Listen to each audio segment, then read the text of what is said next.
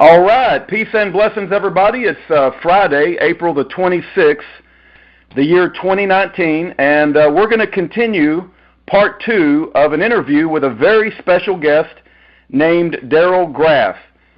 He was the police chief of Medina, North Dakota on February the 13th of 1983, which is a very special event that everyone in America should know about. And as we continue this interview, I hope everyone has had a chance to listen to part 1, but I want the audience to know that Darrell has written a book. He's co-authored a book with a man by the name of Steve Schnabel, and the title of the book is It's All About Power, a true and accurate eyewitness account of the shootout between Gordon Kahl and U.S. Marshals at Medina, North Dakota. And another thing I would like for the audience to realize as we go through this interview is that there are 2 men who have sat in prison over 36 years. One of those men is Scott Fall, and the other gentleman is Yori Von Kahl, Gordon Kahl's son. And so this prison ministry does communicate with those 2 individuals, and we advocate for them, and we've uploaded information about their case to our website. But Darrell, I'm very glad to be able to continue our conversation this morning, and welcome to the program, sir. Thank you very much. So Darrell, we covered in great detail, I think, in the first part of our interview, and I appreciate you cutting out some time for us, the events that led up to the shootout, how Gordon Kahl had said that he believed they were trying to kill him with some sort of heart attack situation because he had seen his friend die of a heart attack and he had heart problems when he was in prison. Whether we believe that's true or not, I think, as you said in your book, it's not really important.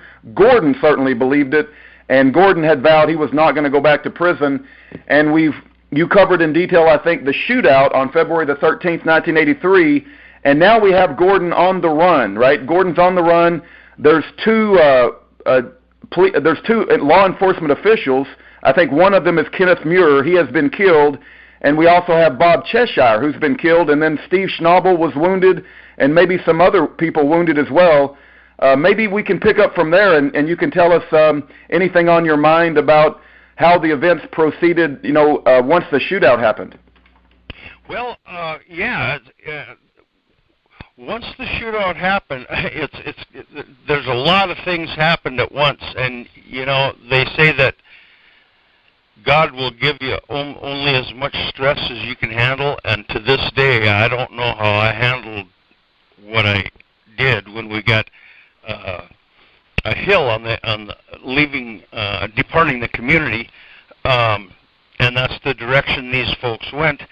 As I was waiting for whatever was going to happen, either it would be a 99% chance that there'd be some shooting, 1% chance that Gordon would just say, well, I don't want to get my family involved in this, and put up his hands and go along with the arrest. And I had a rescue crew and an ambulance crew on standby, and we're parked in an area where no one that was over the hill could see us at the edge of town. And of all things, Medina has about 27 fires and rescues per year. And of all things that day, of all things that could possibly add more frosting to this cake, about the time the first shot went off, a car down the street started on fire. So I sent the rescue truck down there to extinguish that fire. And, talk about the whole tornado hitting at once. It's like 27 calls a year, and one of them had to be at the exact time the first shot went off. Wow. So, it's like, what am I doing in this position? I was thinking I should have been out, rounding up cattle or something for somebody that day. I should have been doing anything but what I was doing that day. So at any rate, we get that fire put out, and then there's more shooting and injured people. The deputy sheriff got his trigger finger shot off. So he was running up towards the ambulance, and the ambulance took him away and went down to the Medina Clinic where the meetings were being held. So the meetings were being held in a clinic, and when the shooting was over, the people all wound up at the clinic. And here you got the people with the white hats and the black hats all in the same little clinic being treated by the same doctor. And it's really kind of ironic, that the meetings were there, and when push finally came to shove, they all wound up at the same doctor's office, and he's treating them. And he graduated top of his class in Harvard Medical School, and he was also a surgeon with the Army during World War II. So he was used to a lot happening at once, even though it had been 40 years before. The guy was a prince of a man, and he could perform miracles. Medically, he was on top of things. So Darrell, if I could, I don't mean to interrupt you, but just to make sure I'm clear. So this doctor that you're referring to, that he was well respected in the community, he was, I don't know if he was considered an associate of Gordon Kahl or a friend of Gordon Kahl, but was his name Dr. Martin? Yes, and he was a friend of Gordon's, and he was a friend of everybody in the community. There was people that everybody's familiar with the Mayo Clinic in Rochester, and there would be people that would go to like hospitals in some of our larger cities here to find out what was wrong with them, and the big hospitals couldn't figure it out, so they sent them to Doc Martin, and he said, well, here's what the problem is, here's what you got. But he said, go to Rochester and make sure I'm right. And they'd go to Rochester, and it would come back with the same report Doc Martin had. So, the guy was he was miraculous in what he did. It sounds like he was a very good guy that everybody respected. And I hope you don't mind if I interject here, but as I read your book, one of the stories and situations that stuck out to me, because I'm a believer, I'm a man of faith, I'm a chaplain, and I'm interested in how so-called Christians handle things. But one of the stories that stuck out as I read your book is there was a Baptist church in Medina, North Dakota, and one of the chaplains had issued a prayer during the church for Dr. Martin, who you're referring to now, and you, Mr. Graf, the police chief, so that a prayer for your, the Lord would be with you and guide you and comfort you and give you peace during this time of incredible stress that's been placed on the entire community. And there was other people in the church, I guess, that were big contributors, and they left the church. And there was a big church split over this, and they wanted this chaplain who had issued this prayer for Dr. Martin and you to take back his prayer, if I'm getting this properly, which to me is incredible that there would be such a division and almost hypocrisy. And I like the way you said it in your book. It's like you thought lightning was going to strike that little church, because eventually, I guess after a long period of a standoff, the chaplain actually took back his prayer, which almost is heresy to me. But it's like, anything else you want to add to that situation, or did I get it correct? Well, it's correct. It's correct. And they had the typical people, the church council or the deacons or whatever they call them in the Baptist church. They were mostly typical farmers and ranchers type people, just good down to earth people. And then we had the superintendent of our high school involved. He was one of the board members, and he made more money than any of these ranchers or farmers did. So he said, well, as long as that prayer stands, I'm going to church in a neighboring town. And unless that pastor takes his prayer back. Now, I'd never heard of taking a prayer back. But anyway, the Baptist Conference from Aberdeen, South Dakota was called in to squelch this problem, and they took the side of the superintendent of the school, who contributed the most money to that little church. They only had about 7 family members, I would say. Seven families. in it. So his contribution was a big thing, and the Baptist Conference from Aberdeen prostituted themselves out for money rather than for what was right or wrong. And, yeah, the Bible says the love of money is the root of all evil. I want to add this too, and maybe you can elaborate just for the audience that's listening today in 2019. And I'm trying to figure out how old I was in 1983. I probably was around 17 years old, if I did my math correctly. But I want the audience to understand how big of a deal this was in 1983, because the news clips that I saw, you had Dan Rather reporting nationally. Phil Donahue was doing entire shows on this situation and naming out Gordon Kahl. I mean, this was like in the day when you only had a television and everybody watched the same channels, and this was all over the nation. It was the biggest deal that you can possibly imagine. Is my perception of that proper, that you had the entire attention of the all of America on Medina, North Dakota at the time? Yes, it is. And it's not something we wanted. You know, it's not something we were asking for, but we wound up in this pit of despair. And, the Chicago Sun-Times, the Chicago NBC out of Chicago was here. All of a sudden, this big truck, I think it was a big international truck with a big box on back, and as I recall, the peacock painted on there, and it's like, who is this? Who locally has anything like this? Well, it turned out it was from Chicago. So they hopped in their truck and drove out here.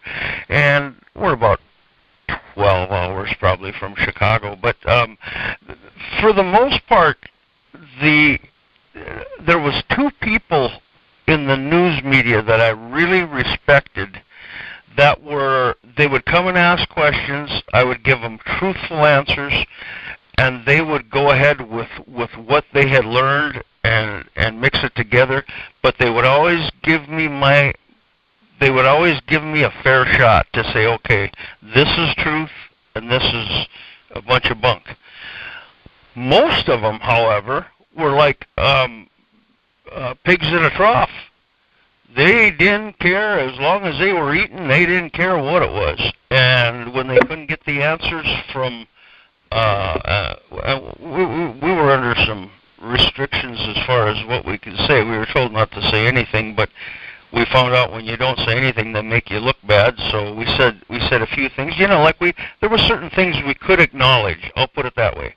We could acknowledge that there was a shootout. We could acknowledge that some people died. And I had just taken a class earlier a half a year before that, in August of '82. I had taken a class on public information officer. So it was a couple of them we could really trust, but there was at one point three reporters got a hold of me. I would say within 5 minutes. And they all wanted the same thing. And I said, well, let's go to the fire station and have a press conference. So we go over there, and the first question I'm asked is, was there blood on the scene? And my answer to them, and that was during the Reagan years, and I really liked Reagan, and I liked the way he answered stupid questions. And I turned it around and said, well, if you got shot with a high-powered rifle within 75 feet, do you think you'd have blood on the scene? And that ended that guy. And then another one comes up and says, could anything have been done different? Well, holy crow, now we're into a real political quagmire, because this was too early to determine. Well, first I was told to keep my mouth shut by the U.S. attorney. It was during the investigation. Yes, there was something that could have been done different. There's a million things that could have been done different, but there's a time and a place you can say that, and a time and a place you can't.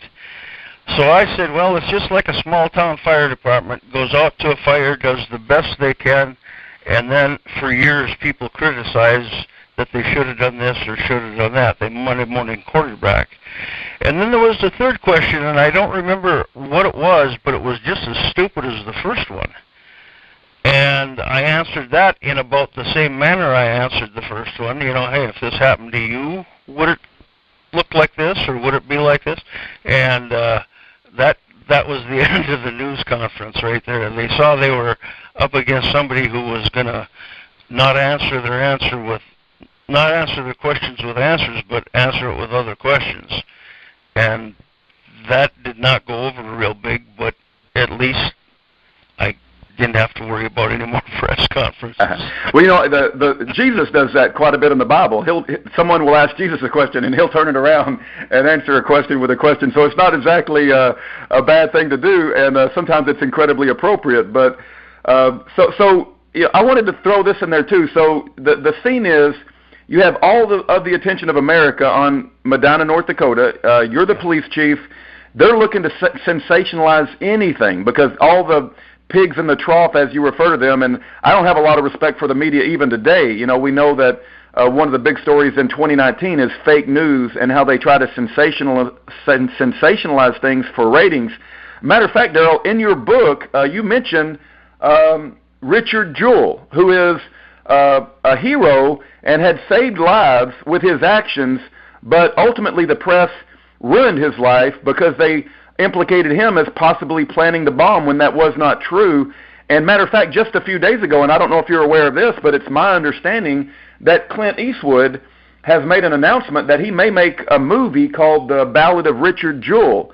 And when I think about what happened to Richard Jewell and what little I do know about Richard Jewell's situation, it seems like just another repeat of what's going on in Medina, North Dakota with the local police force, who actually tried to do the right thing. It was the feds that came in, and the feds were driving this thing and making some very bad decisions, and you're stuck in a very difficult position of you've got all of America and all of the news focused on you. You're told to operate with restrictions and limitations on what you can say, and you have 2 dead law officers that you want to be respectful, even though you might have, you know, or not you, or just people might have the opinion that they made some terrible decisions, and so you're trying to, like, I don't want to say bad things about people that have just died and be respectful to their families because they might not have made the smartest decisions, and yet all of this attention is on you looking to sensationalize. So you're in a very, very difficult position from the best I can tell, you know. I can't think of a more difficult position. You know, it's just, let's add that car fire to it. The car fire down the road. Well, one of the things that I read in your book is that, you know, lessons learned. I think you have a lessons learned section. Matter of fact, let me go. I think it's on page 204 for those that might have bought your book. And I do encourage the audience to buy your book and to read it because this is an incredible story that we can listen from today. But you actually say, looking back, given what you know now and how the press operates and how they demonize and sensationalize every aspect of the story for popularity, and it lets untruth and lies and gossip get out, you one of the lessons learned you would tell us today in 2019, if we ever find ourselves in a similar situation, we just need to tell the truth. Is that an accurate statement? Your lesson learned is just tell the truth and be honest, even if it's a little awkward or even if it's a little uncomfortable. Well, yes, and not only telling the truth, which I did. Everything I answered was truthful, but I had to shut it off. You know, instead of telling a paragraph, I had to tell like one sentence. But what I would do if this situation would come up again is I would visit with the reporters at length. Yeah, gotcha. Instead of one sentence, I'd give them the whole paragraph. Because that way, when the other people come to them and say, well, this really didn't happen, and this local cop should have been doing this, and this should have been happening, they already know the truth, that this was a ramrod job, if there's ever been one, where people came into our community, and we're like the tough guys going to come in and we're going to straighten all this out. And we used diplomacy and love and friendship and things like that to try to get 95% of the problems we have in America can be straightened out with visits. Yeah, I think that was another lessons learned is that even drug dealers and pedophiles are treated by the police, you know, with some sort of I don't know, want to use, they're just treated like in a way that we're going to arrest you and, we're going to treat you fairly as you should be treated under law. But when they came after Gordon Kahl, they didn't give him, I guess, the typical, I don't know what the word is, respect, or my understanding is, and I don't know if this is true or not, and maybe you can correct my understanding, is when they did have the confrontation on February 13th, there was all of this yelling about get down on the ground, MFer, and of course Gordon is a good, strong Christian man with his family there, his wife and his son, and having all these law enforcement agents yell at him, MFer, get down on the ground, that kind of thing. It's like challenging his machoism right in front of his family. And maybe if you can touch a little bit about, and I know you did in the first part of our interview about there are differing opinions about the first shot, but I want to make sure we cover that Yuri von Kahl had a bullet hit a handle of a gun that he had in a clothing, and that if that gun had not stopped the bullet, Yuri would be a dead man today because it was right over his heart. So is that true that they were, is there any evidence to suggest they were yelling at him in a very unrespectful way in front of his family as they had the confrontation?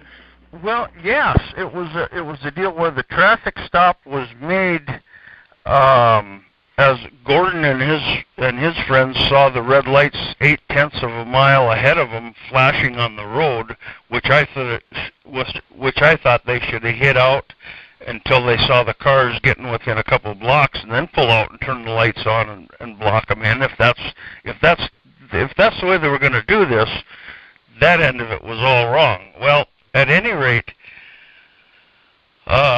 when the follow-up car, which they obviously didn't know was behind them, another marshal's vehicle, a Ram Charger, and our local deputy sheriff and Cheshire, who died that day, and a guy named Hobson, who caught a rock come out of the asphalt and hit him in the head, and he was never the same since. There was a standoff between the Kahl folks and this one carload of marshals.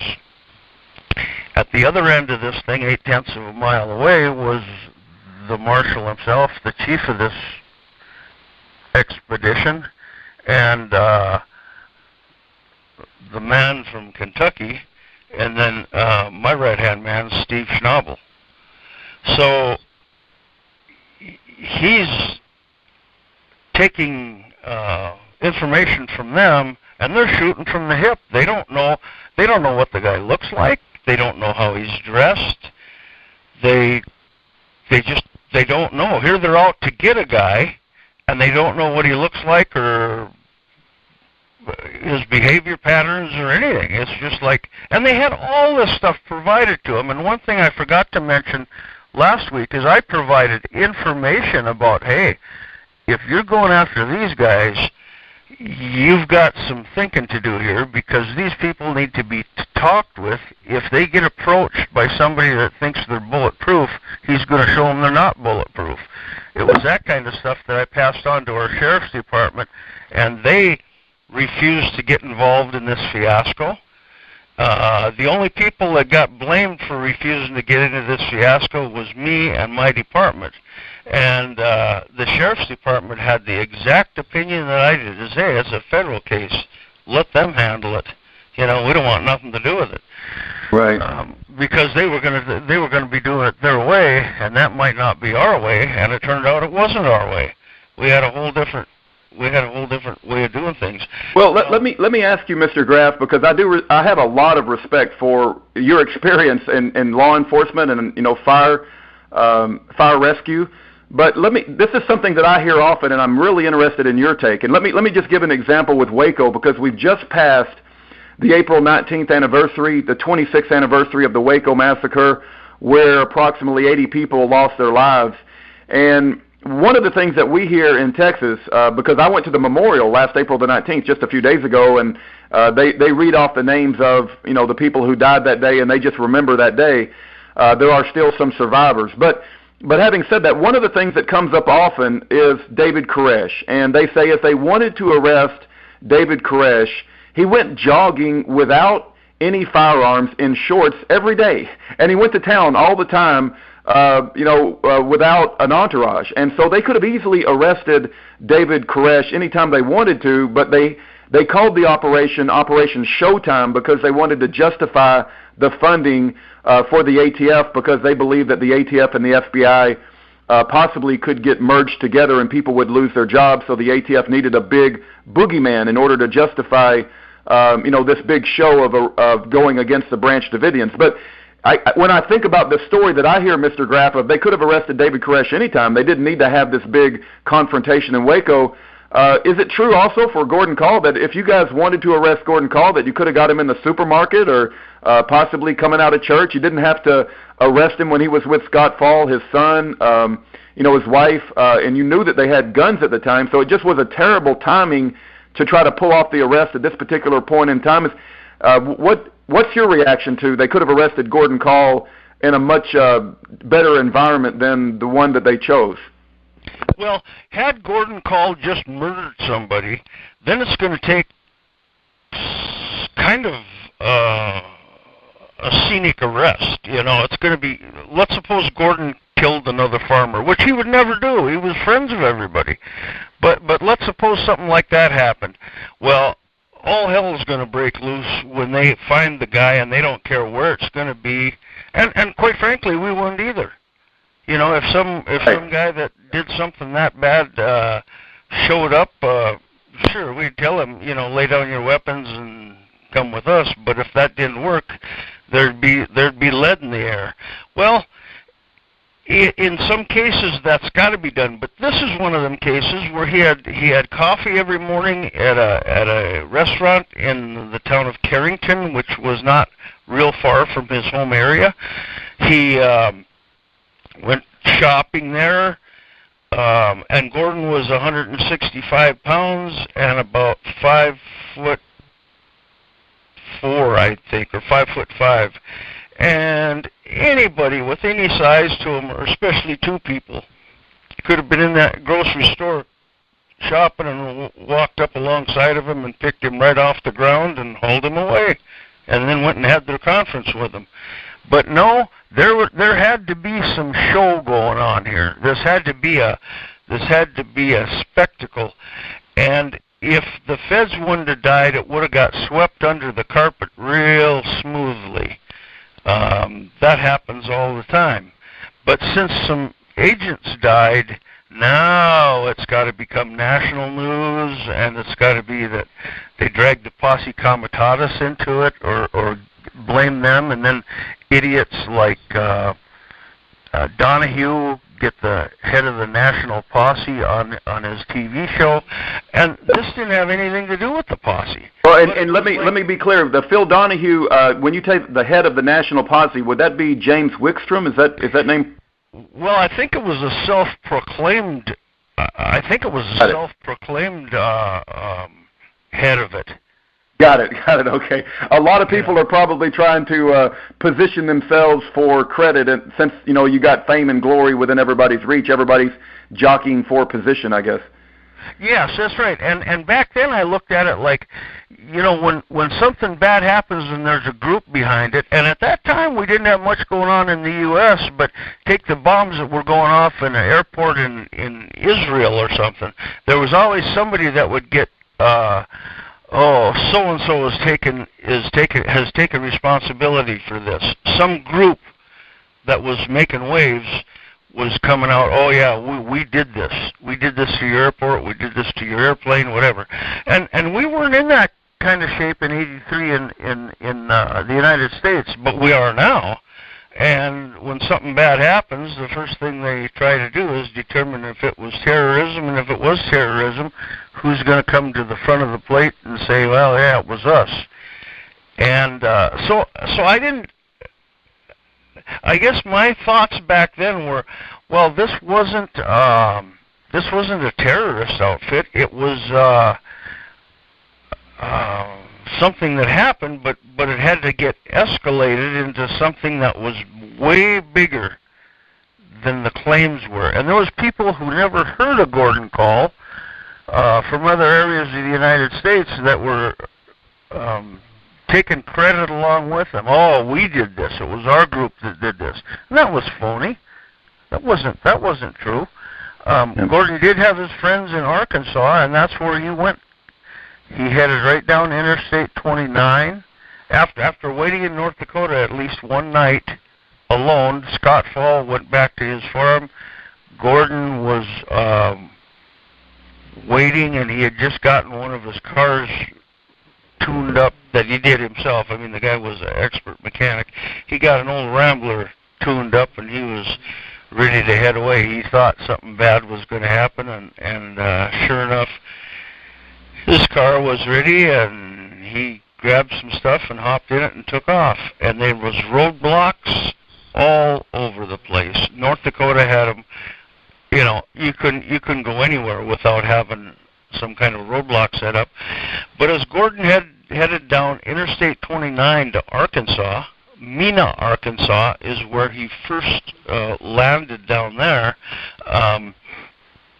and he stayed at a place named, he stayed at John McBurney's house.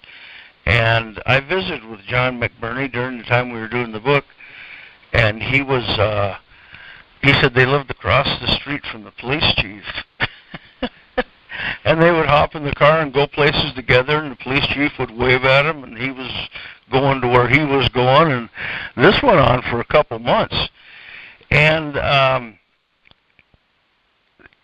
at Mena, they came to raid, after Gordon left, the FBI came to Mena, Arkansas to investigate, with a search warrant. They wanted to investigate McBurney's farm. He had a couple outbuildings and a house and whatever.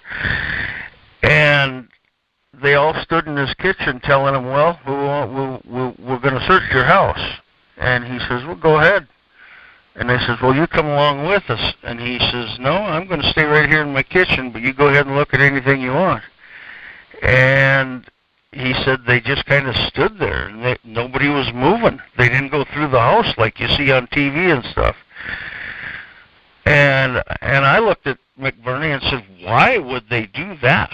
You know, I just couldn't catch on to what's going on here. And he says, well, they figured if they open the wrong door, they're going to get a face full of lead. And nobody wanted to be in on that part of the program. So right. Here's these big tough guys, and they're winding up a little bit scared of this operation because they saw what happened in North Dakota, that there was body bags used for their friends. And they never did go check out McBurney's place. But the funny thing about it, they waited until the school bus was unloading McBurney's grandchildren before they did the raid. And I believe that was for one reason, and that was so if there was anything dangerous, the children could be used as leverage. Wow. Like, yes. And that's something, I don't remember if I put that in the book or not, but McBurney told me that himself. He said the bus was unloading the children, at his grandchildren, at his house when the FBI did the raid. Wow. And that, I don't think you'll find that in any of the police manuals. I just don't think. Yeah, I don't think you will. That chapter's been written yet. Yeah. Yeah, that's incredible. That's incredible. Let me also ask you, because I think I've heard this before as well, that at the time after the shootout, he takes off from Medina, North Dakota. He's headed to Mena, Arkansas, to McBurney's house. You mentioned that there was almost like a fog that had rolled in over that part of the country, and it made it very difficult to track Gordon. It's almost like there was a divine weather that moved in that was in Gordon's favor. Is that a true statement? That's exactly what happened. It was a nice, warm February day. And in North Dakota, we don't have a lot of nice, warm February days, but this day was up to, I would say, in the 50s or thereabouts. And as the sun was setting, this shootout happened right about 6 o'clock, 5:30, 6 o'clock, and that's about when our sun goes down in February. And as the sun went down, the fog set in, and it was like I'll exaggerate a little bit, but it was almost like you had trouble seeing the end of your hood. You know, the hood of your car. That's about how bad the fog set in. So it was like divine intervention, and it really makes a guy stop and think, what's really happening here? Wow. What's really happening? So they. I'm sorry. So I didn't mean to interrupt your train of thought there, Darrell. But you said they did the raid on McBurney's house. Did they find Gordon at that point in time? And my follow-up question is, did McBurney suffer any consequences? Did he have to go to jail or anything for his participation, in harboring a fugitive? No, they didn't have the evidence that he was there. Apparently, they had enough to get a search warrant, but they didn't have, the physical evidence that he was there. He didn't get a thing that happened to him, but they had safe houses. These people who were of the same type of thinking had safe houses. So if push come to shove someplace and you could get out of your own area and get down there, you had a list of names that you could contact that would take care of you. And they move them around from house to house, maybe be a couple of weeks at McBurney's and then a couple of weeks at somebody else's house and a couple of weeks at somebody else's house. And ultimately, Gordon wound up at the Ginter's house, and it was a earthen home. It was a home built into a hill that had concrete for the walls inside, and the hill went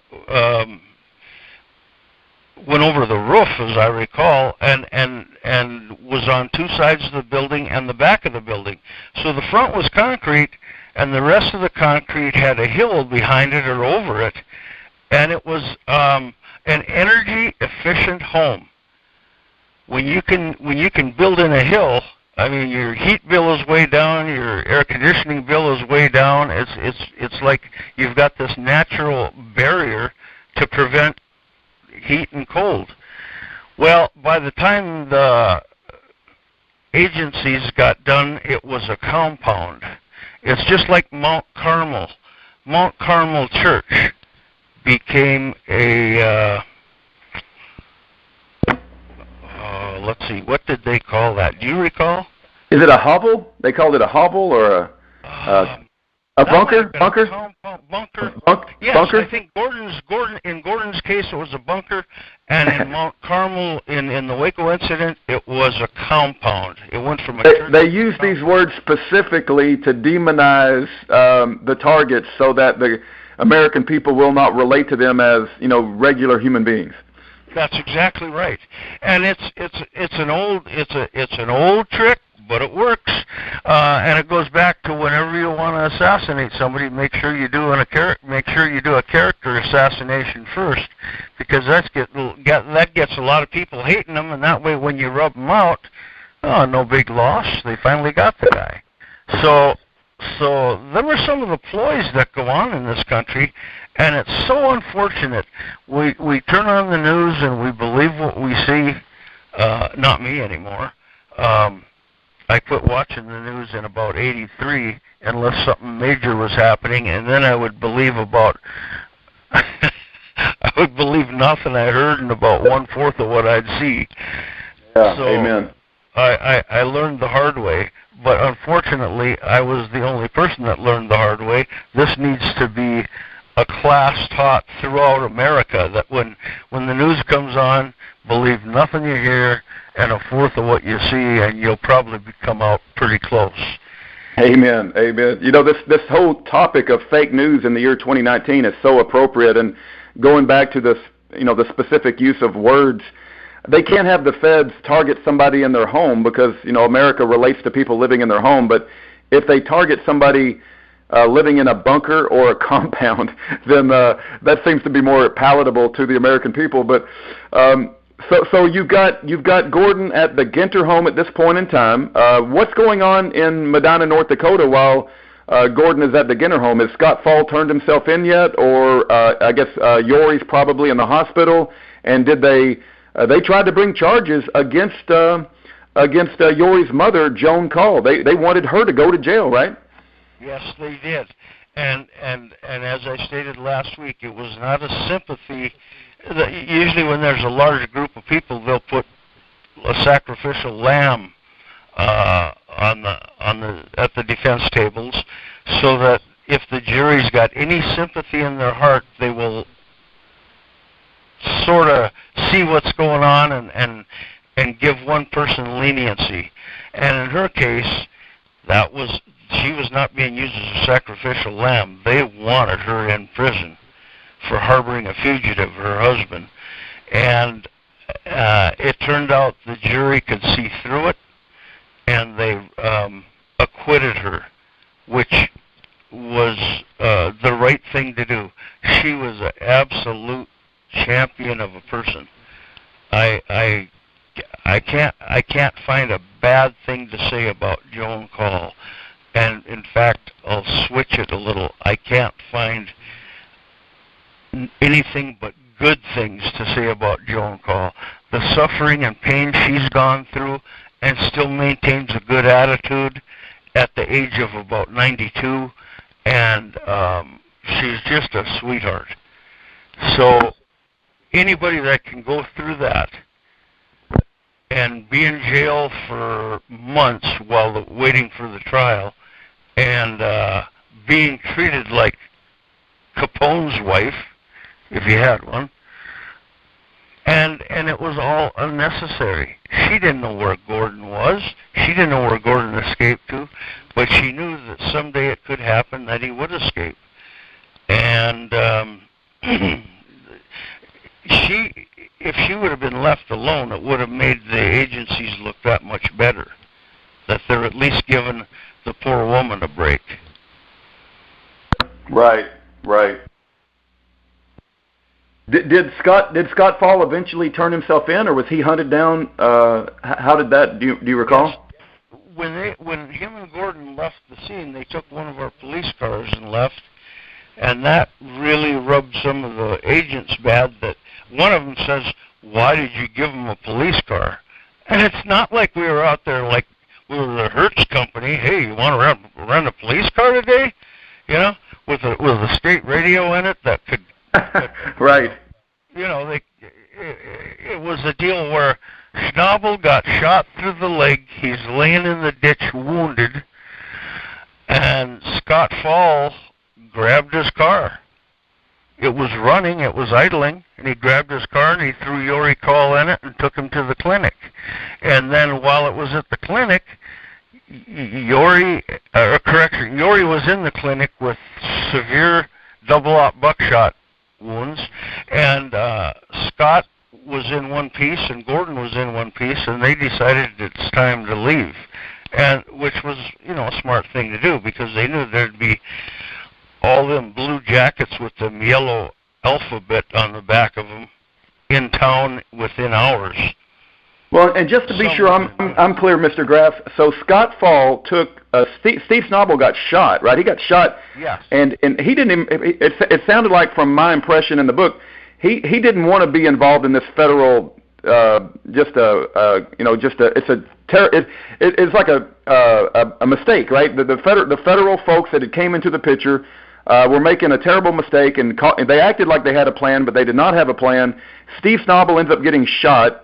It sounded like Scott Fall put Yori Kahl, who was also shot, in the police cruiser, drove him into town for medical assistance, and then what did Gordon follow in his own car with his wife Joan? So they all met at the clinic with Dr. Martin. Is that how that went? Yes, and it was because Yori was shot up pretty bad, and they were going down there primarily, I believe, to check on Yori. And as the deputy sheriff who got his finger shot off is laying in the bed, and he looks up at Gordon and says, "Was it worth it?" And Gordon said, "In this case, it was worth it." And that's the last Gordon was seen. They went out, climbed into this police car, had a magnetic red light on the roof. They took that off, threw it in the back seat. Schnabel's .357 Magnum was in the back seat, and they took off. And this car was like a forest green, a dark green Mercury.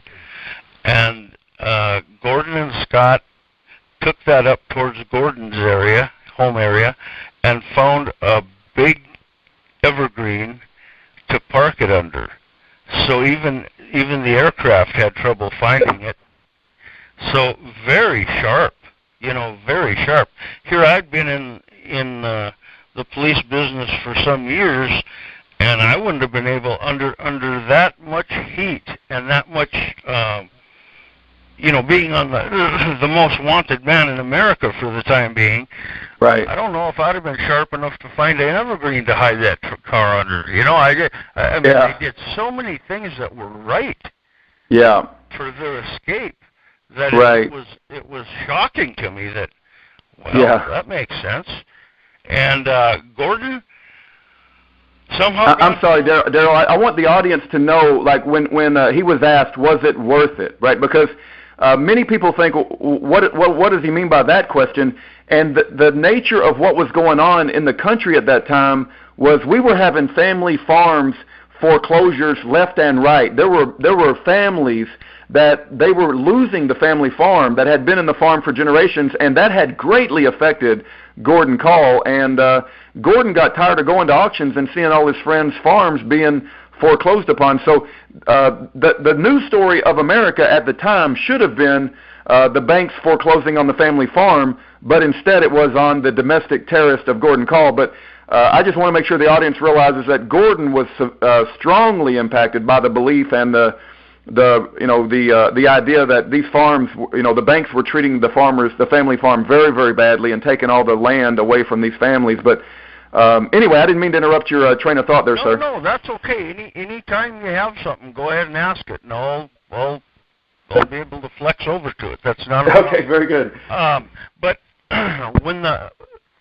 sometimes when the Federal Land Bank or a farm would get foreclosed by a bank that was backed by the USDA or whatever the case was, when they rounded up the machinery and had it on the auction block, sometimes they would take the children's toys and put them on the same auction block.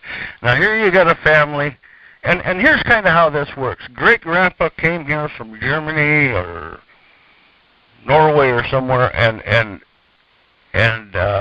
homesteaded.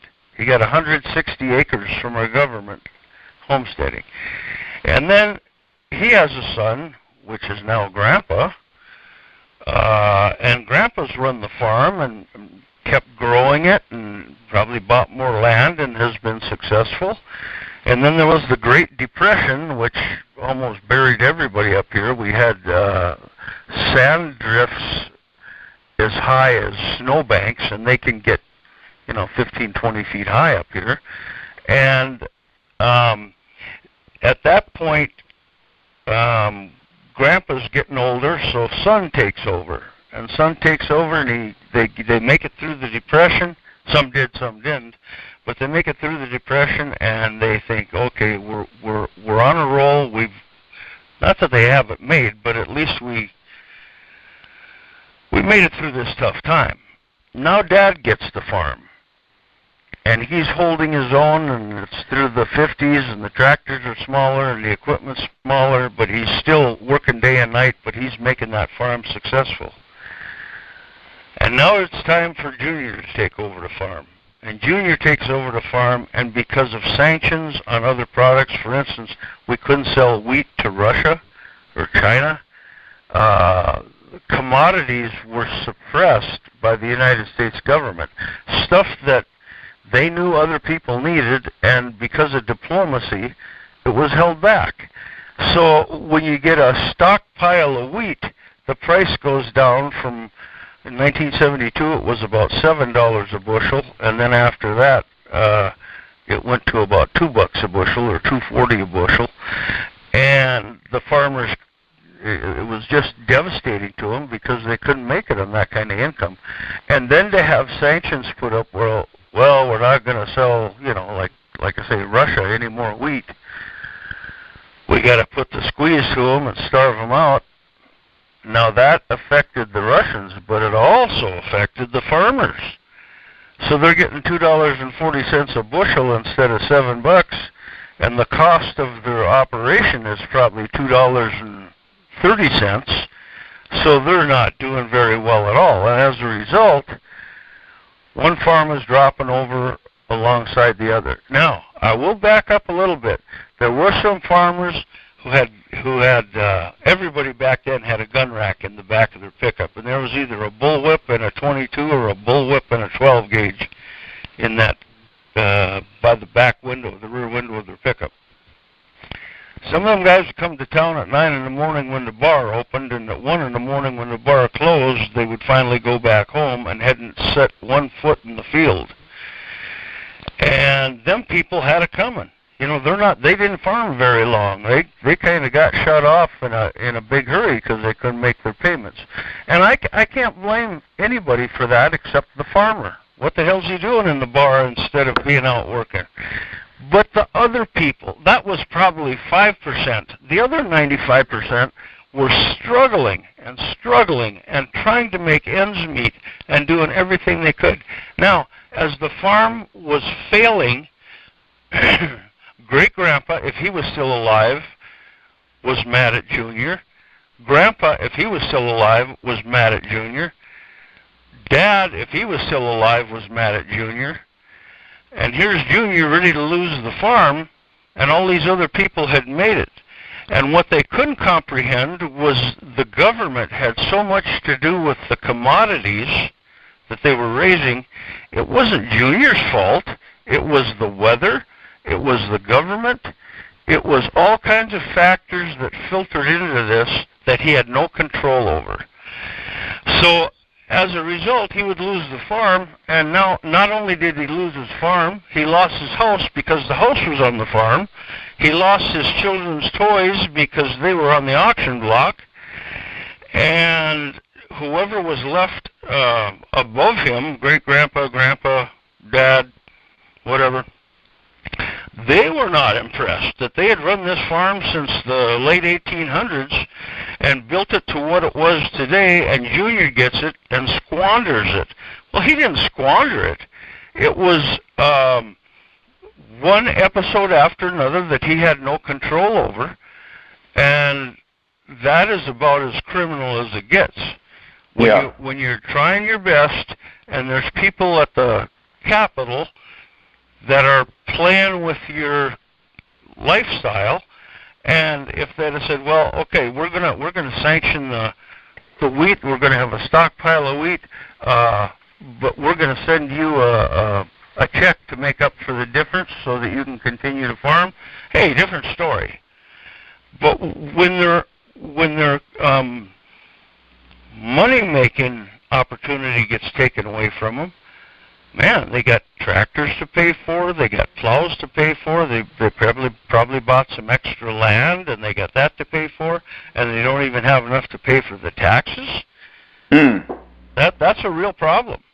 Yeah. And I grew up with a lot of these younger farmers back then. It would have been the junior of the bunch, and there was internal fighting, and then the farmer could only take so much, so he would take a gun to his children and his wife and then himself and clean out the whole family.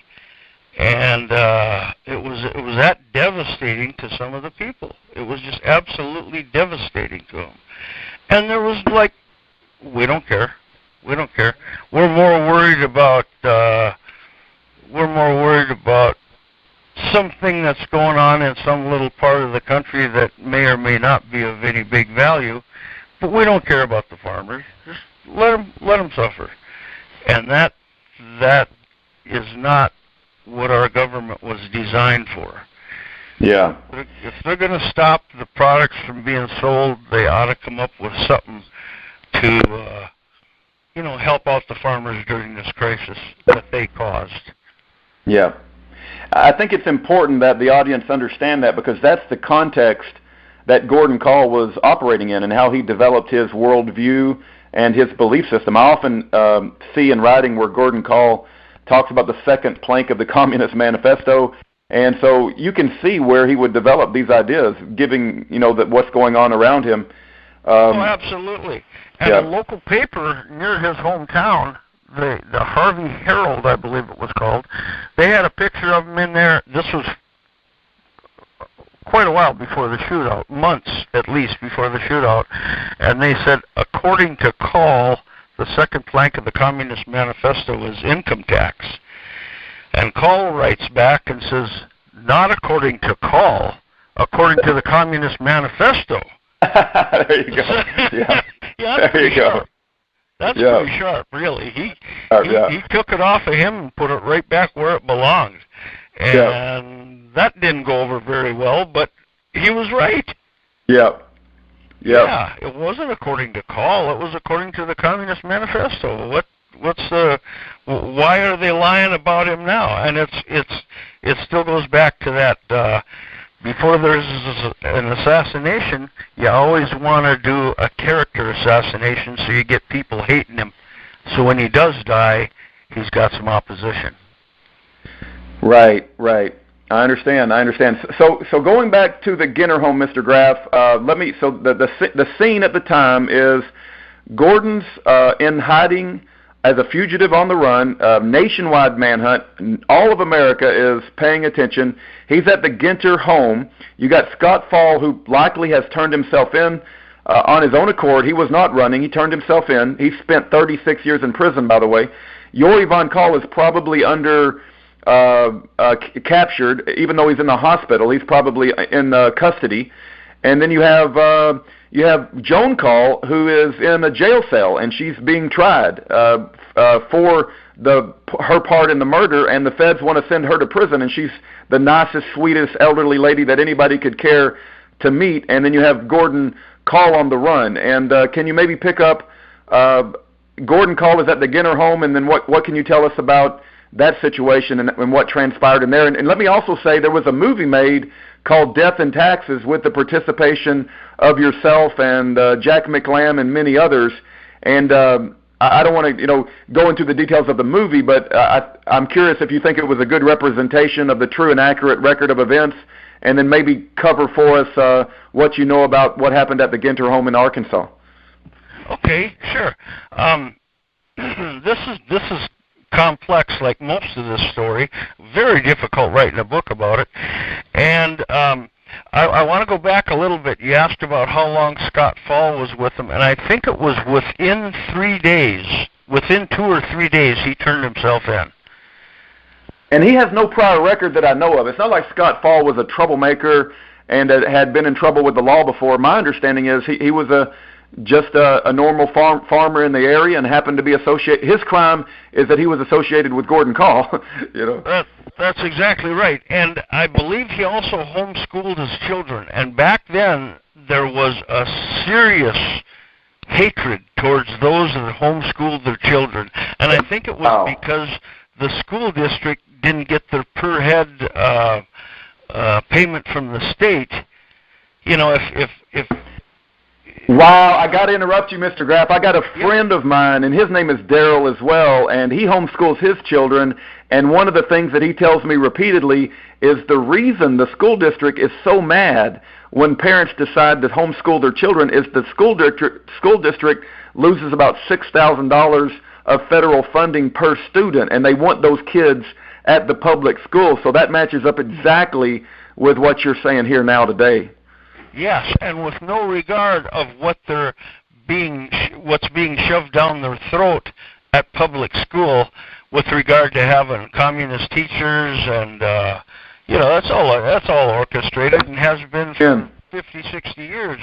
Let's get to the young people and get them changed, and then we can do whatever we want. And it's pretty close. It's pretty close to being a done deal, where you got so many youngsters that think socialism and communism is the right way to go. And that didn't happen in Scott Fall's house, and that didn't happen in anybody else I know's house that is doing homeschooling.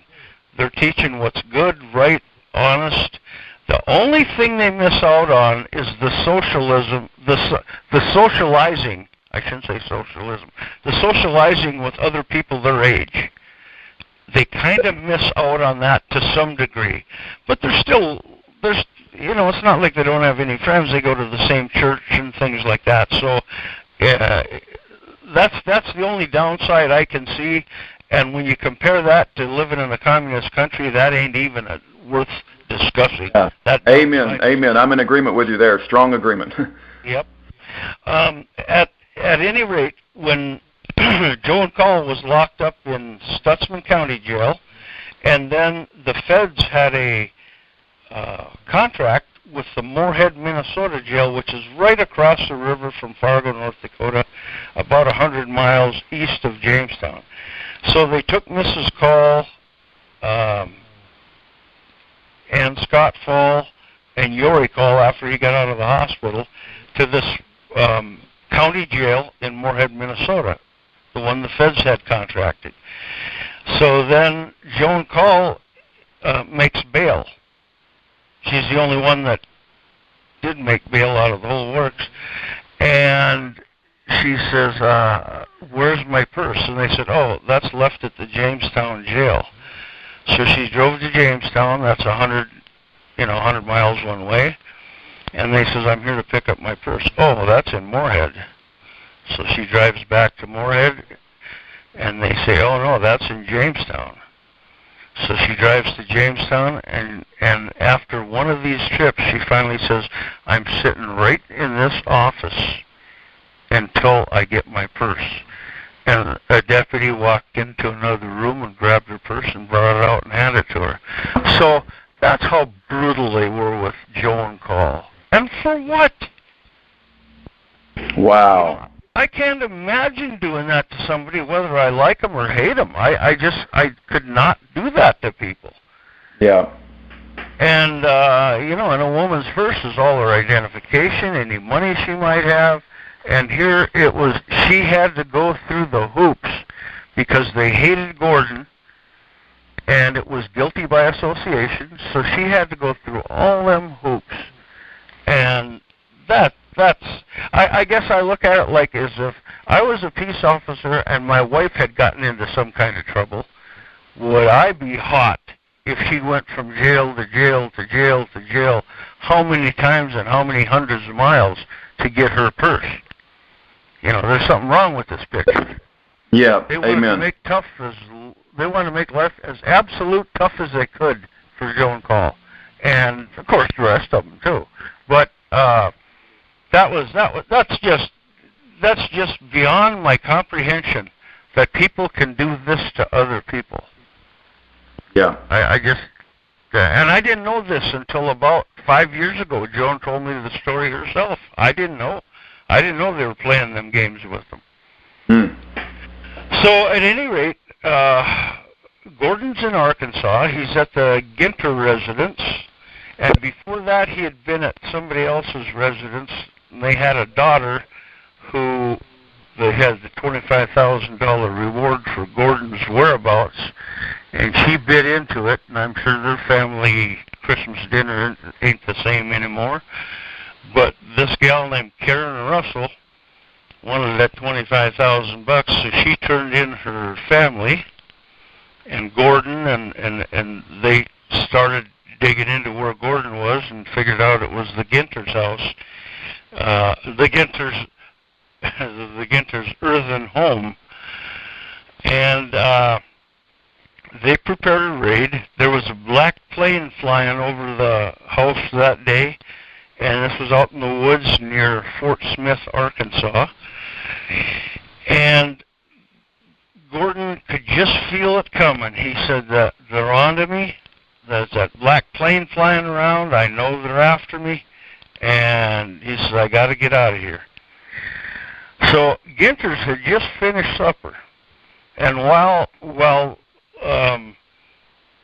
Leonard Ginter went out to go fishing, he had a fishing pole and a .22 rifle in his pickup, and he was going to a fishing hole to get some fresh fish, and he was approached right at his door as he was coming out of the house by some federal agents and a local sheriff, and they said, we're after this guy Gordon Kahl. Is he in your house? And he says, well, I'm going to call my wife out here. So he says, I can't remember her name, but anyway, he says, come on out here. There's federal agents out here. obviously hoping that Gordon would hear it and go hide someplace. Gordon was a little hard of hearing and had the TV turned up because his son and the others had just got sentenced at the trial in Fargo, and it was on national news. So he was paying attention to what was going on with his friends and family. And at the same time, here's these federal agents right outside, and Mrs. Ginter comes out of the house, and one agent says, "Get over here and lay on the grass," and she says, "I want my carpet clippers," and he says, "You ain't getting no carpet slippers." She said, on the movie it sounds like she says carpet clippers, but it's carpet slippers, and here she was barefoot out on this grassy knoll, so to speak, and Leonard was apprehended, and he was taken alongside some federal agents, and they had machine guns, M16s, and they were shooting into his house and shooting and bringing more rounds and shooting, and there was an estimated 5,000 rounds in that house, bullet holes in that house. Wow! I just got to say, wow! I didn't realize it was that many. I knew that they had said that they, put a lot of bullets into that house, but they shot 5,000 rounds into that house. My goodness! Yes. The word I got is 5,000 rounds, and that comes from the Ginters, and he's laying next to these federal agents that have him laying on the ground beside him, and he says they're just changing clips and dragging in more ammo and changing clips and just riddling the house. Now, it was a concrete house, so it wasn't going to do a lot. Meanwhile, Gordon is still inside, unaware of what is about to take place outside. He's watching the news. A deputy U.S. Marshal at the time from Little Rock, and I believe his name was James Hall, he goes into the house with the state policeman out of Arkansas named Fitzpatrick and the county sheriff. And the three go into the house, and here's the story that the feds came out with. They went in the house. Gordon was hiding between the ice box, and I put in the book, the rest of America would call it a refrigerator, but in Arkansas it's an ice box. And Gordon was allegedly hiding beside this ice box, and when they come in, Gordon shot the sheriff, and the sheriff shot Gordon simultaneously. Now, there is no way humanly possible that a person can be staring you in the back and put a bullet in your head and still get shot by the person you put a bullet in his head. There's just you'd have to be as one of the statements for the India rubber man to be able to reach around and do a shot like that. So there was a team of investigators went down there, including an ex-federal marshal, I believe a federal judge, Jack McLam, who had been the training officer of the Phoenix Police Department, an arson investigator out of Houston, and like 12 of them anyway. And they went down to do this. The story that the feds had just didn't sound right. Now, at that time, please remember that I was still very, very connected and proud of the FBI. I was not proud of the Marshal Service, but the FBI backed me 100% and said what you did was exactly right. You followed, you followed the common sense and you followed the book, and we know you would have had this done a lot different. So I had some buddies in the FBI back then, and I don't think they were blowing smoke. I think they were, well, they'd give me examples, so I knew they were telling me the way it should have been and that I was right and so on. But the U.S. Marshals had as much respect for me as I had for them, and that is about 2 degrees below zero. And what really happened was way different than what the report showed that the federal agents, that the FBI drawed up. There was radio transmissions that were put into a vault because of national security. They were so scared that Gordon had all these people behind him that there was a national security issue. And I think deep down they knew Gordon didn't have all these people behind him, but that was one way of sealing off the tapes so nobody could hear them. So nobody could follow the series of events that went on at the farm. At any rate, Gordon is actually sitting at the chair watching TV and being hard of hearing. These three agents, local sheriff, the state police, and the deputy U.S. Marshal out of Little Rock, walk in after Leonard and Ginta are out of the house and pinned on the ground. They walk in, and the garage was connected to the house, and it had a mud floor, or it was not a concrete floor. It was a mud floor. So they walk into this place, and Deputy Marshal Hall puts a bullet in the back of Gordon's head, and it didn't make it through the front, and Gordon fell off the chair onto the floor, dead instantly.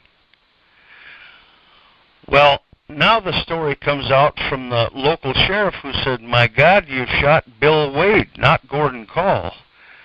So now the state agent and the federal agent have some real thinking to do. The federal agent just assassinated a man that wasn't the right one, supposedly.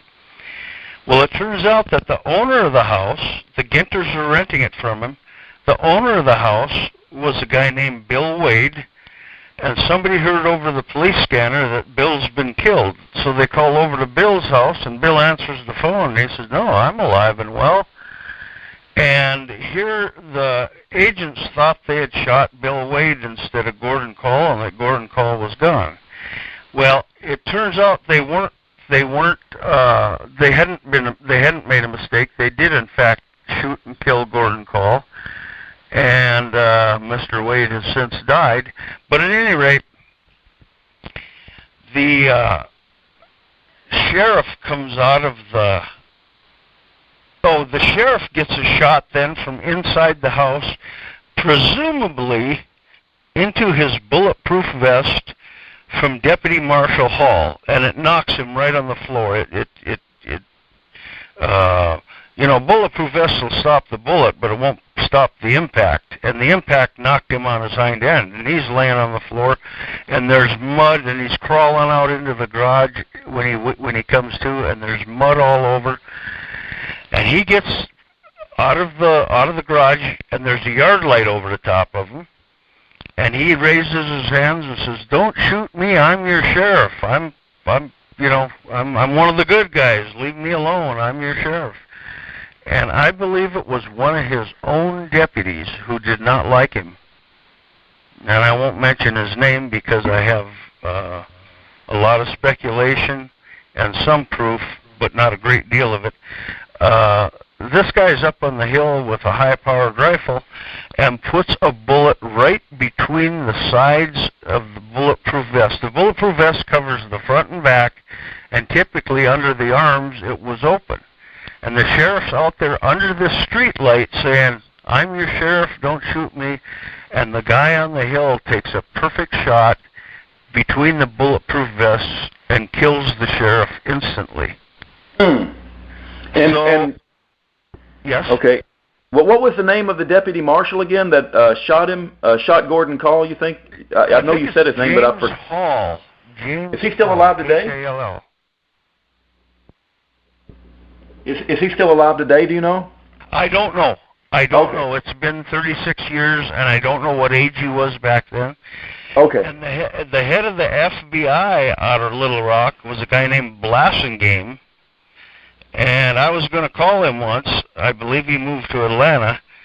And I called, and when the guy answered, I hung up because I was afraid what I was going to say if he did answer.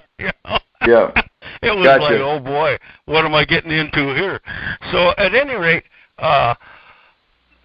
the man taking the video for this documentary, a guy named Jeff Jackson, for the Death and Taxes video, he's got to take a break. And unbeknownst to him or anybody else in the room, he leaves his video camera on. He meant to shut it off, but he left it on and left it lay. And State Police Inspector Fitzpatrick is talking to some of his people or other people that are in positions of a peace officer or an agent, and he's saying, yeah, it was really something. Jim Hall shot Gordon in the back of the head, and he went outside and he hung on to a tree and he was just throwing up out there, and then he was rolling around on the lawn, and you know, you could tell this guy probably hadn't killed anybody before, and all of a sudden he assassinates a guy, and then he hears he's the wrong guy. So that would make a guy want to go hang on to a tree and throw up for a while. Right. When you go assassinate somebody. Well, so we got a dead sheriff and a dead Gordon, and they painted the picture as though Gordon shot the sheriff and the sheriff shot Gordon simultaneously. Absolutely a hoax. And then in order to destroy evidence, they asked the Ravenden police chief, his name was Tommy Lee, and Ravenden is just a little podunk town, and they said, can you get some fuel to pour down the chimney? We got to burn this house down and destroy the evidence.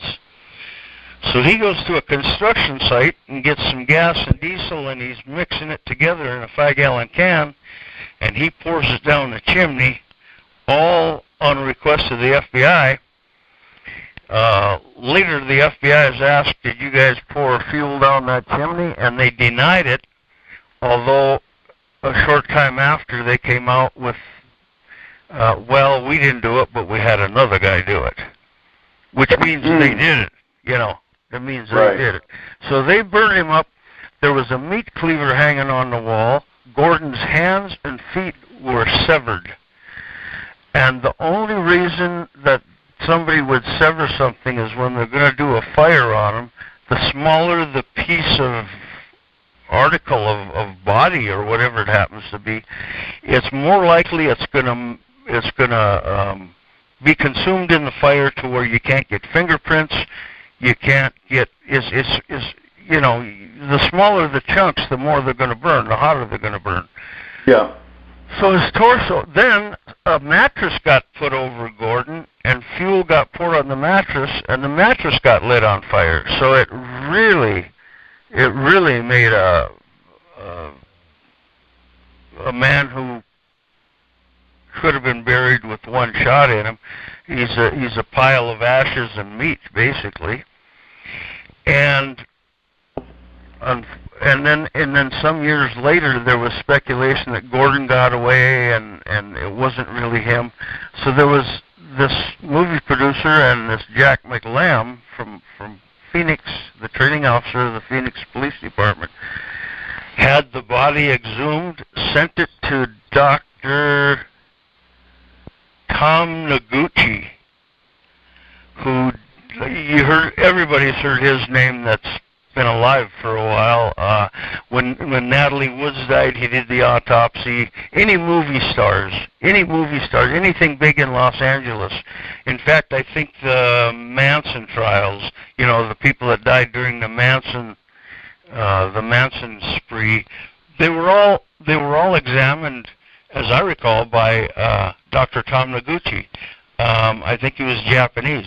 And I actually picked up the phone and called him and got him and told him we're working on this book, and we want to know if that was really Gordon that was buried in that coffin, or if it was some other body. And he says, well, you're not paying me. I'm not hired by you. So I can't tell you that, yes, that was Gordon's body in that coffin. What a guy, you know. He came out and he said it was the shrapnel from World War II that was stuck in Gordon's leg that was the ultimate factor.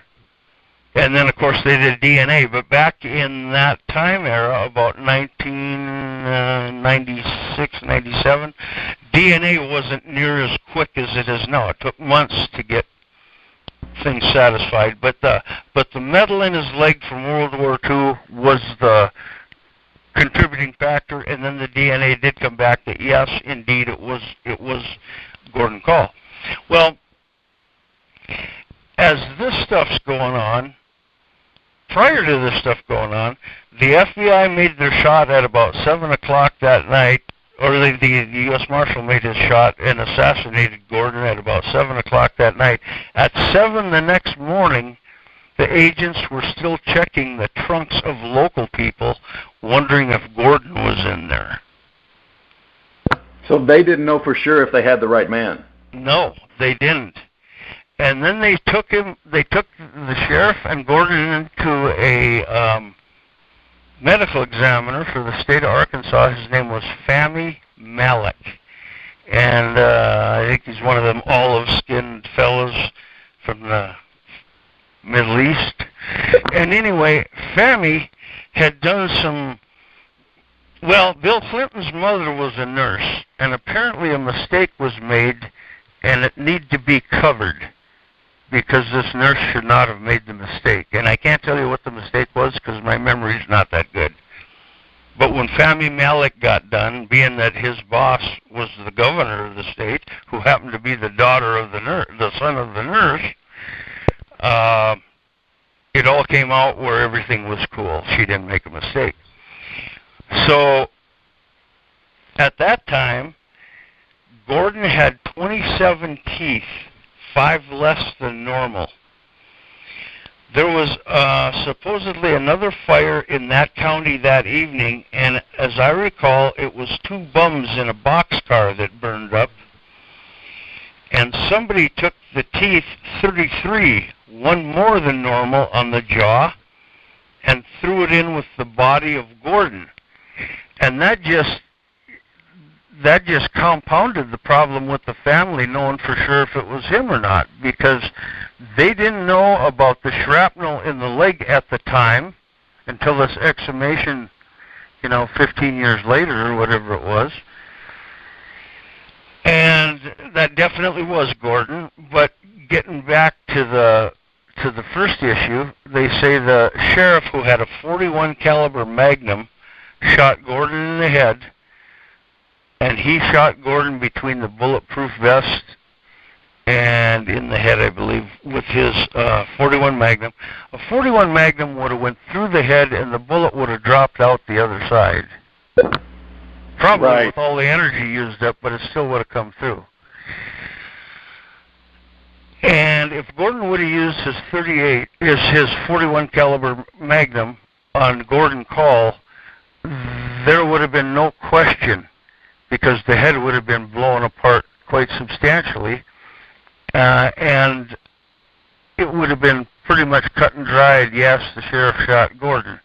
Well, Gordon had a 38 bullet in him, and the U.S. Marshals at the time were using 38 bullets. And as this shooting is going on inside this building, it turns out to be that Hall and the sheriff are the only 2 in there, because the inspector for the Arkansas State Police had a 1100 automatic shotgun, 12 gauge, went out of the house, went around to the front window, and started discharging his weapon in every direction he could. And I went through the North Dakota Law Enforcement Academy, and we learned a lot of things. And one of them wasn't just to blindly shoot all over somebody's living room, because you never know who you're going to hit. But that was their way of doing it. Maybe that's why they still call it an ice box in Arkansas. I don't know. But at any rate, that was basically all he saw. He saw what happened inside the house. He went outside and put his rounds all over where he could reach in that house. And then the fire started, and they claimed the fire was because they shot tear gas in the house. And that was a lie, because The fuel that Ravenden Police Chief Tommy Lee poured down the chimney is what got that house going. And it wasn't the smoke grenades that did it all. It was, everything to destroy evidence. And when a peace officer gets shot, the last thing you want is evidence destroyed, because you want to know what happened to that guy, how did this happen, so we can prevent other deaths from happening the same way. If it happened once, let's try to prevent it happening again. Let's make this man, even though the man is dead, the Lawrence County Sheriff is dead, let's see what we can do to make this so it never happens again. And it didn't happen in that case. There was virtually, the investigation is sealed. The radio tapes are sealed. There's a lot of embarrassment to share there. And it was absolutely a cover-up so that they wouldn't be blamed for killing the wrong guy in the event it was a wrong guy. It was a series of events that were going on as a cover-up. Do you suspect that as they went to arrest Gordon, that there was orders from on high, do not bring him back alive, because we do not want Gordon to sit in a witness chair and be able to speak, which will be heard by the American public, and he would actually be able to tell some very unflattering things about law enforcement and the establishment at the time, and bring attention to the family foreclosure of farms and things like that. Do you think there possibly could have been orders from on high, as you arrest Gordon, do not take him alive, and that there were orders just to kill him on sight? I'll go further than that. I'll say it ain't just possible. I'll say that it happened. Okay, yeah. They did not want this guy as a witness. They did not want. He was a historian. He was knowledgeable as anybody I've ever met. Any high school teacher or college professor that I knew that was a historian didn't hold a candle to Gordon Kahl.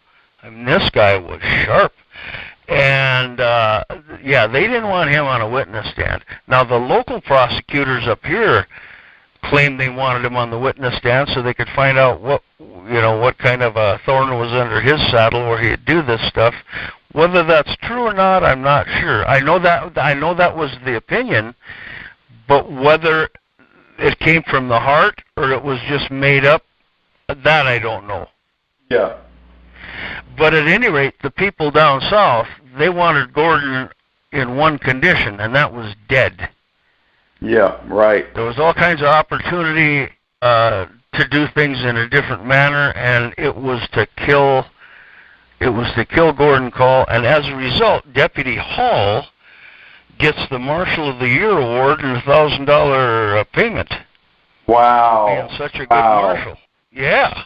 Yep. So that's that just incredible. Reassures that they wanted him dead. They did not want him as a witness. They wanted him out of service. So at this point in time, we have Gordon Kahl dead, the sheriff, and can you remind me of the sheriff's name? I know you said his name. Or I thought you might have said his name. Yeah, what was it? I mentioned Lawrence County. Okay, the sheriff of Lawrence County. He's dead as well. Yes. And we have the entire Ginter home set up in a blaze, even to the point of cutting off Gordon's hands and feet, and a mattress put over him with accelerant poured down the top of the roof and accelerant poured on the mattress. Back in Medina, there's a trial going on with Scott Fall and Yori Von Kahl and Joan Kahl. And you've put out in your book one of the things that I refreshed my memory on, which I thought is an incredibly relevant piece of evidence and information for people to know about, is the affidavit of Marlise Klimek, who was a juror of the Scott Fall Yori Von Kahl trial, and she gives an affidavit that there was incredible bias in the juror members from outside sources that should have never existed, and it proves that Yori and Scott, I want to say Joan too, but she did get acquitted, but Yori and Scott did not receive a fair, unbiased trial, that she regrets her guilty vote even. She went even to the point of saying she regretted voting guilty, and she wished, I'm saying she, but I don't know if Marlise is a man's name or a woman's name. Is that, do you know? It's a woman. Yep. Okay. It's a woman. Yep. Okay. Yeah, and the media had 3 months to poison things up with the government's help, of course. They had 3 months of daily news that was this big bad Gordon called the big bad wolf, and anybody associated with him was also the big bad wolf. So by the time these guys got to trial, the trial should have never have been held in North Dakota. It should have been in a place like New Mexico, someplace far away, where they may have heard a few things on federal news, national news, but they wouldn't have had the day-to-day local news talking about every little thing that happened, poisoning people against these people to the point of no return. So they were convicted, and they had one jury member on there who was about as sharp as a marble. He says, well, they were there. We had to find them guilty of something. You know? Wow. I'm glad I wasn't on trial for anything with that idiot on there. Right. Good right. God. And there was some good evidence, but the prosecutors had the case. They had a lot of control of the case because of all of the news. Now the defense attorneys were not that impressed with how things have transpired during that operation. In fact, one of the defense attorneys said there has never been a miscarriage of justice like this anywhere ever, and he's probably pretty close. Yeah. You know, it was the federal judge was very, very set in his ways. Is it true that the judge was had some sort of friendship or relationship with Kenneth Muir, who was one of the officers who was killed? There was speculation that they were both members of the Masonic Lodge, and I actually was contacted by some people to check, and Ken Muir was not a member of the Masonic Lodge.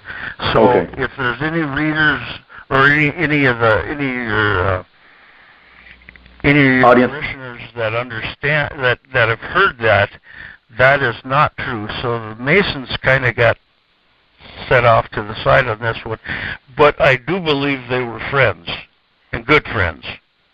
Well, in your opinion, given your experience in peacekeeping and law enforcement law, do you think that judge should have recused himself because he was friends with Kenneth Muir? Absolutely. Yeah. As I recall, he's the man that the president appointed Muir, and the Senate confirmed him, and I think it was this judge that swore him into office. And wow. They had been friends. Oh. And okay. also, this judge did not like the previous U.S. Marshal, Bud Warren, and I don't remember the reasons why, but they had a serious difference of views. So the manner in which all this takes place, like I said, there were so many tentacles. It was very, very tough to write the book to try to get all the information in, and that's like when we found out about Marlis Klemick and how she was a juror that wished she would have voted against conviction.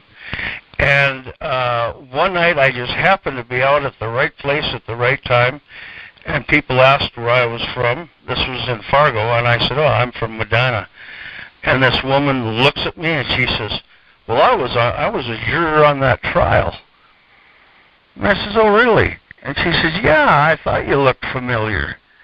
And this was like a year after the trial, and she said, I had all I could do not to vote for an acquittal for these people because it was so rigged and so corrupt. The marshals would take us to the hotel. We would take different routes. We were told that we were targets. then we'd get to the hotel, and the marshals would take us outside and play softball with us to keep us occupied during these 4 weeks, 5 weeks, whatever the trial lasted. And when you're dealing with people that are of the same agency of the people that got killed in line of duty, you can bet that there's going to be some comments made that are subliminal, if you will, on how bad these people are that are being caged up.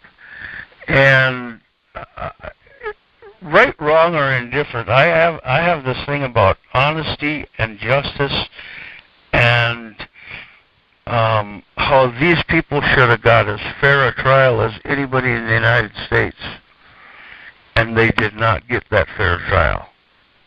Yeah, and you know, obviously, Yuri von Kahl and Scott Fall have sat in prison 36 years, and for them not to get a fair trial and have spent that long in prison, you know, from my perspective, you know, it's just hard to fathom. But we do.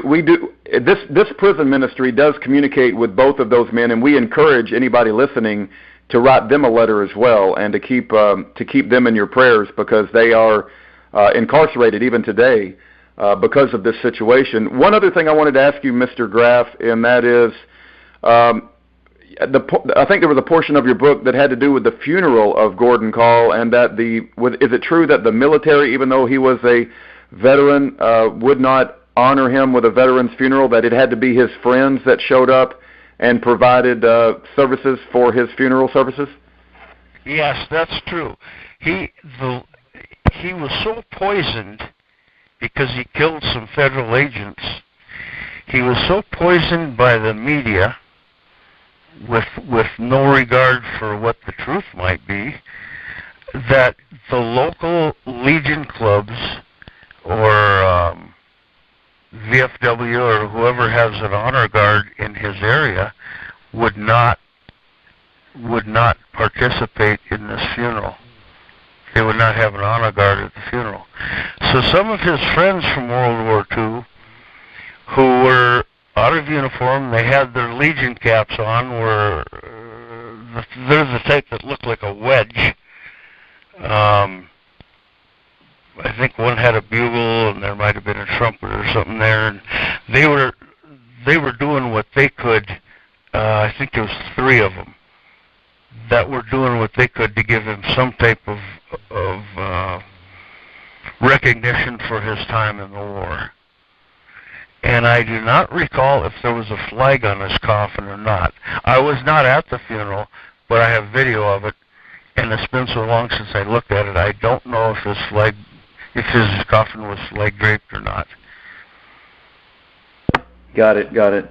And you know, you talk about he was so poisoned by the media. I just wanted to refresh that, you know, since that time, I know there's a book come out called Bitter Harvest by a man that goes by the name of James Corcoran, and on the back cover of that book, it likens Gordon Kahl to Hitler. That's how much the other side demonized him. And then you have, of course, Manhunt in the Dakotas, where Rod Steiger, famous actor, played Gordon Kahl, and of course in the opening line of the movie, they have Gordon Kahl using the N-word, where that would not be in his nature, and they just absolutely demonize the life of Gordon Kahl. But and then you have Phil Donahue and everything he did. But I guess moving on, and I want to make sure we cover everything that you think is important for us to know, but I want to give you some time to talk about PTSD, because that's a big portion of your book as well, and how not only people that have PTSD and anything you want them to know of how to deal with that, but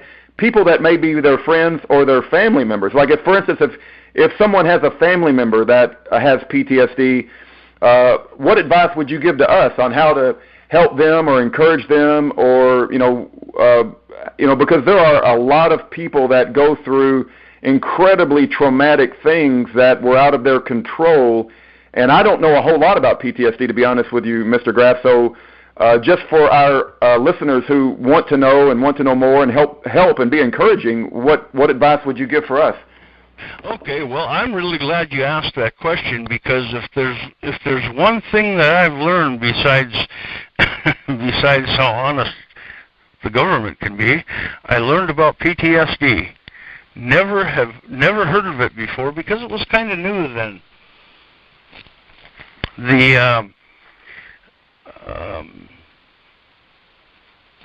The people that had got out of Vietnam, a lot of them were having serious problems. Drinking, drugs, crawling under the table when an airplane flew over, just all kinds of stuff. Back in World War II, they called it shell shock. And the psychologists figured that this is a kind of a rare disease. It has a name, or they created the name and stuff.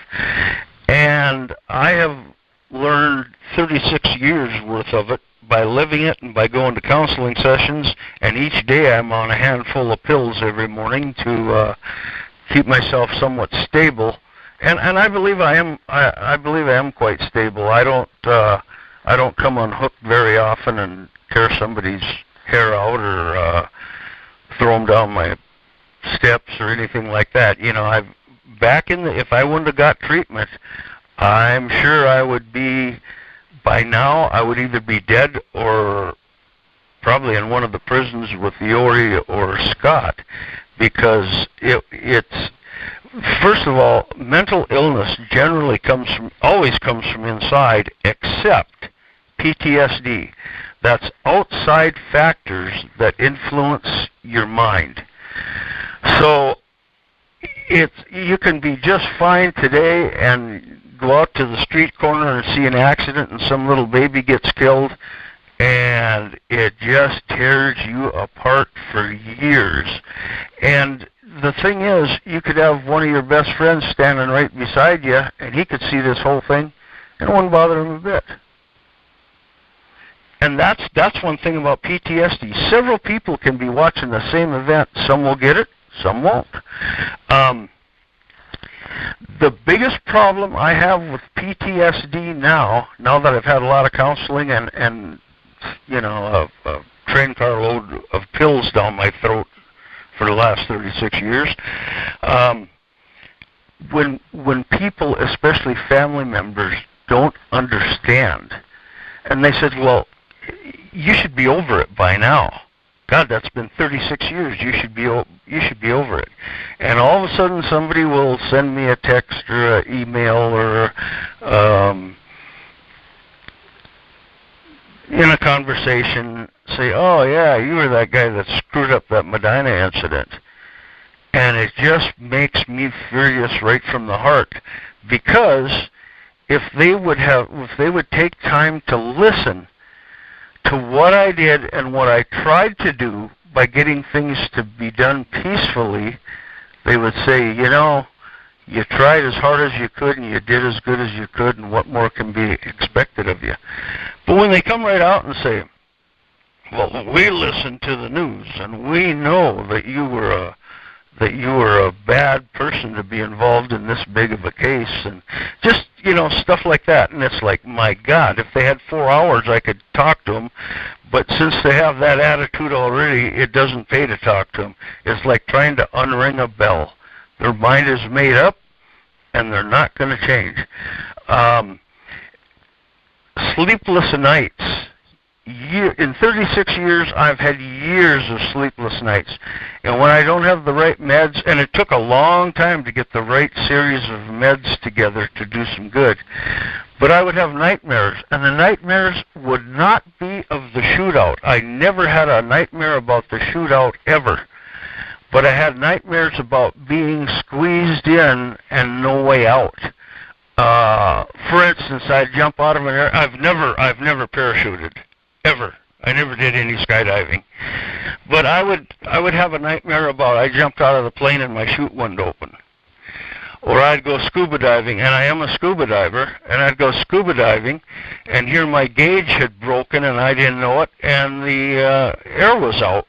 As soon as I got down to about 60 feet, I ran out of air, and that is not a good situation. So there's a lot of things, deaths of family members, deaths of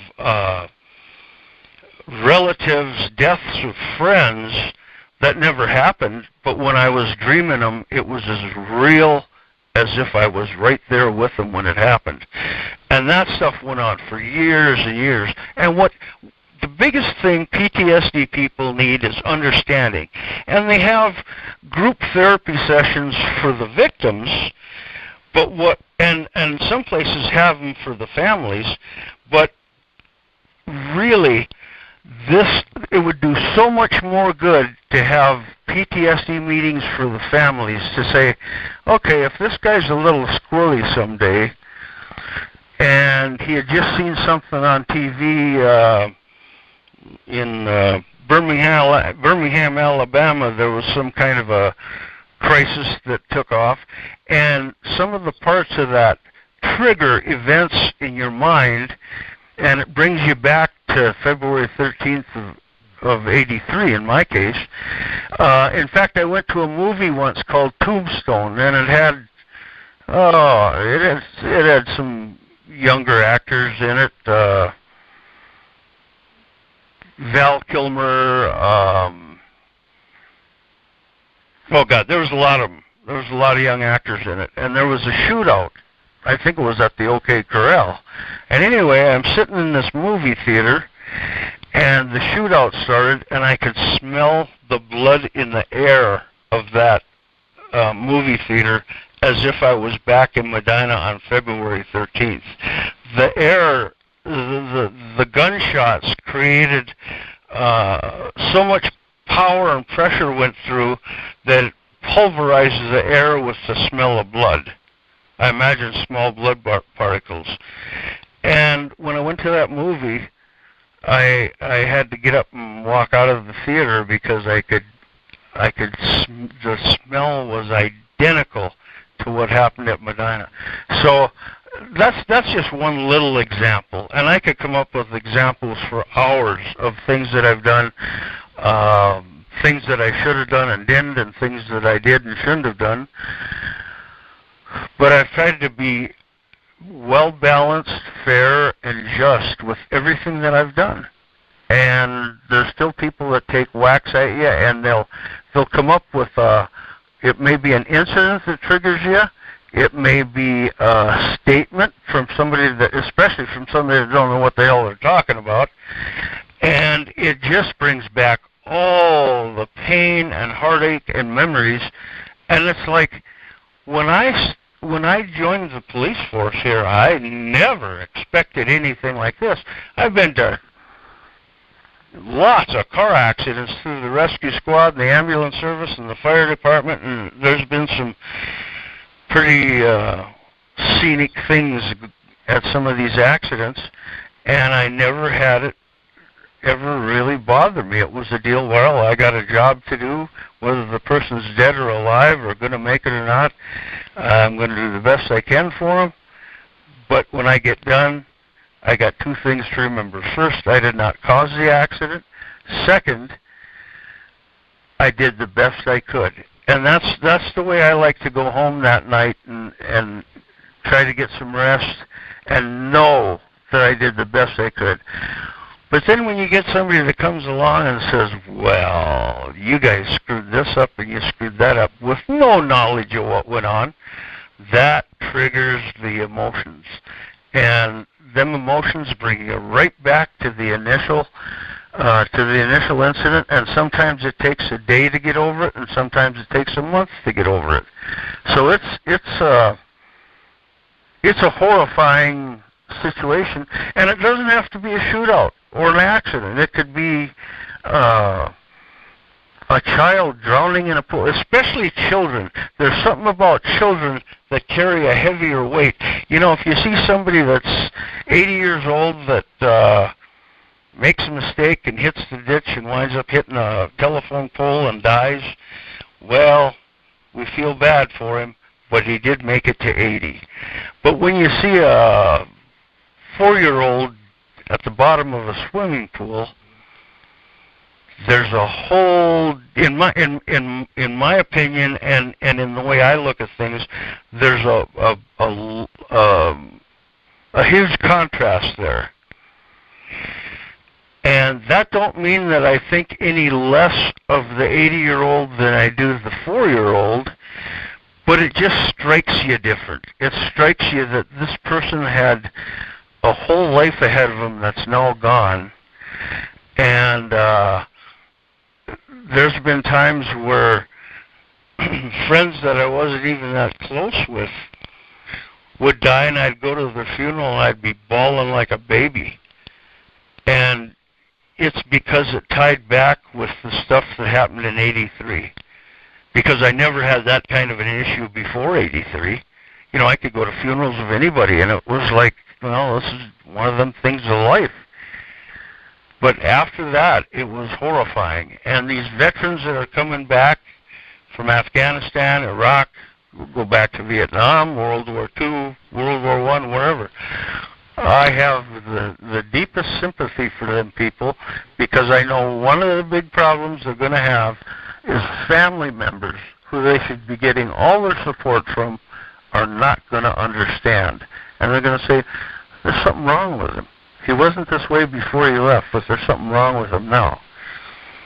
And that's a real issue, because it takes the confidence away from the person that's trying to heal, and it makes them feel like they're a loser because they haven't healed up yet. And it's just a matter of, the best thing can happen is when you got a family that understands and helps you do what's good, right, and honest. Well, I think that's some very powerful words of wisdom from you, Darrell, that has lived through these experiences. You know, the Lord was asked, what are the 2 greatest commandments? And he said the number 1 greatest commandment is to seek the Lord your God with all your heart, mind, soul, understanding, and strength. He said the 2nd greatest commandment, likened to it, is to love our neighbor as ourselves. And so when we do know somebody that has been through very difficult circumstances, you know, we need to be understanding and caring, just like the Lord has commanded us to be. And then also I wanted to throw in this Bible verse. Proverbs 18:21 says that death and life are in the power of the tongue, and they that love it shall eat the fruit thereof. So you can use your tongue for the power of life, or you can use your tongue for the power of death. And I think you've given us a lot to think about in regards to being understanding and caring and encouraging. But I will say this, in knowing you the time that I have, and knowing the book that you've written co-authored with Steve Schnabel, you have been gracious, open, transparent, incredibly generous of not only your time but your resources to help this ministry. And I want to say thank you for this 2 hours that you've given us today. I think this Gordon Kahl incident is incredibly important, even in 2019, because the same things are going on, and the same things, history is repeating itself, and demonization of the media, patriots trying to stand up for their values, the government overreach, all of the things that happened back then are still applicable today, honesty and integrity. And I just want to say thank you sincerely for allowing us your time today to hear this story and to hear what you have to say. And if there's ever anything that we can do, please let me know, and we'll try our best. And I'll put your email address on the screen so people that want to reach out to you will have your email address. But I'll let you have the last word, sir. Well, very good. Thank you so much, because each time I can tell this story without a 15-minute time limit. You can imagine if I had 15 minutes, people would only get just enough to confuse them. Right. And I know sometimes I get dragged out, but I want to make sure that people understand exactly where I'm coming from. This really helps my PTSD. When I can be of benefit to another person that has PTSD by visiting with them, or when I can tell this story so groups of people like you have can hear it and understand it, it does my heart so good and makes me feel so good. It's almost like I just had a steak and lobster dinner, you know? Oh, praise God. But it really does. I think that's God's way of helping me try to heal, is by working with others that need to understand.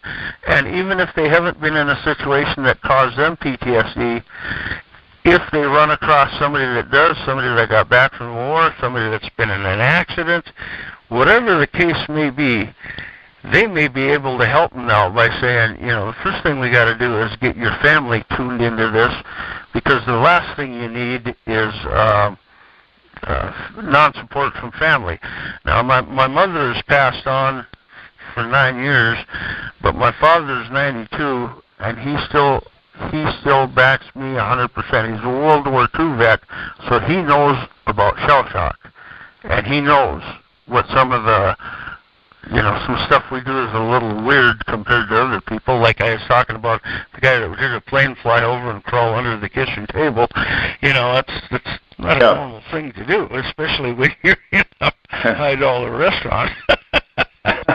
Right. But at any rate, I got an ex-sister that went as far as she made up a bunch of lies and then filed a restraining order against me, claiming that I was crazy, and wrote to the police chief. She had been a dispatcher at one time, and she wrote to the police chief and told him that I had a lot of guns and that I was dangerous and I was on edge all the time, and his officers should be very, very concerned about me if they ever stopped me. And this went on and on.